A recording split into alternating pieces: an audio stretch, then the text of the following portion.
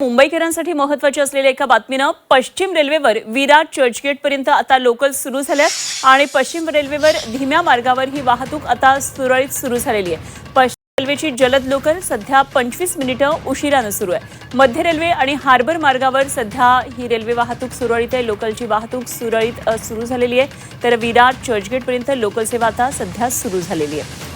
ओम देशमुख आमचे प्रतिनिधी आपल्याबरोबर आहेत, आणखी या संदर्भातले सविस्तर अपडेट जाणून घेऊया। ओम, पश्चिम रेल्वेवर विरार चर्चगेट ही लोकल आता सुरू झालेली आहे। विरारपर्यंतचा प्रवास आता होतोय आहे, सुरळीत सुरू आहे सगळा प्रवास। काय नेमके या संदर्भातले आणखी अपडेट आहे? अनुपमा, आपण पाहतो की ज्या पद्धतीने पावसानं आता या सगळ्या भागात उघडीप घ्यायला सुरुवात झाली आहे, त्यामुळे जनजीवन जे आहे, वाहतुकीचे जे काही साधन आहेत ते आता हळूहळू पूर्ववत व्हायला सुरुवात झालेली आहे। आता तुम्ही उल्लेख केलात की त्या सगळ्या भागातून विरार, नालासोपारा, वसई या सगळ्या भागातून जी रेल्वे सेवा खंडित झाली होती ती पुन्हा एकदा आता सुरू व्हायला सुरुवात झालेली आहे।